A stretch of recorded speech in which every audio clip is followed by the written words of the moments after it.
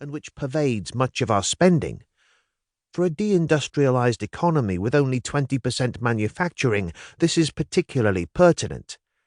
To give a simple example, if British Steel had closed down, something which was under active consideration at the time the CCC published its report, UK territorial emissions would have gone down, but the subsequent increased imports of steel from, say, China would mean global warming would go up, and by more than it would have had that steel manufacturing remained here.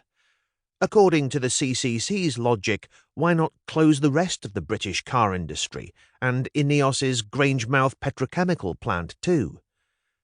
Buried later in the CCC report, page 106, is a chart showing the real villain of the piece, carbon consumption, stated as some 70% higher than carbon production, albeit both badly measured and incomplete.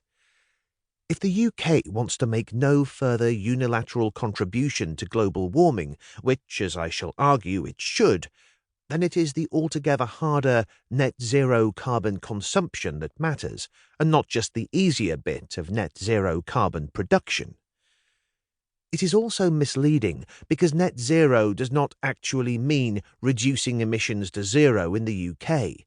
It is not gross zero, but net zero.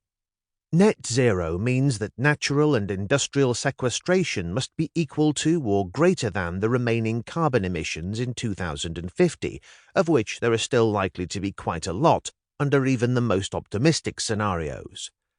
The public are being misled, and the CCC's formulation has the neat consequence that it makes the climate change problem look like it is all about production, and therefore all about what business does, and not about our personal spending. Having set up this illusion, the CCC effectively admits this later on, suggesting that we will have to eat less meat, change the land cover by planting lots of trees, and alter our lifestyles quite a lot. Here it is on stronger ground, although, as we shall see, not by any means strong enough. It is not just misleading the public that angers me. It is also that a lot of time has been wasted.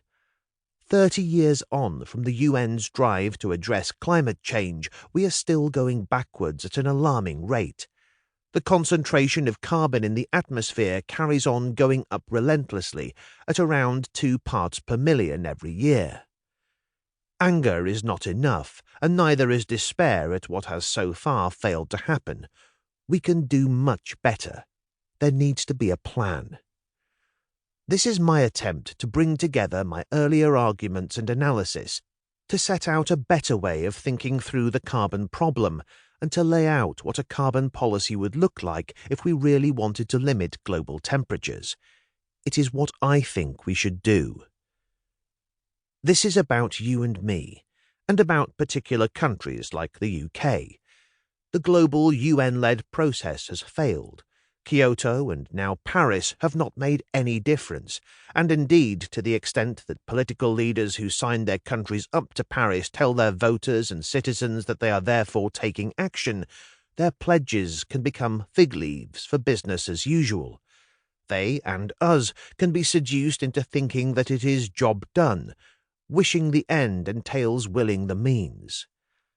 I am not against more jaw at the jamborees that the annual conference of the parties, COP, have become, but I am against placing much faith in them producing results quickly enough to head off what is likely to happen, or even any meaningful results at all. What focusing on carbon consumption rather than just production does is put the spotlight on the polluters, you and me, and get the polluters to do something about their polluting ways. You and I can make a difference if we change our carbon-consuming habits, and this will make a difference if countries take up this obligation on a carbon consumption basis.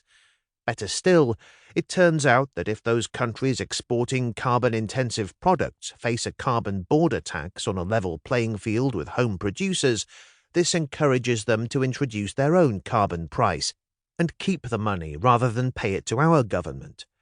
I will explain how all this works to get much more effective global action than Kyoto and Paris.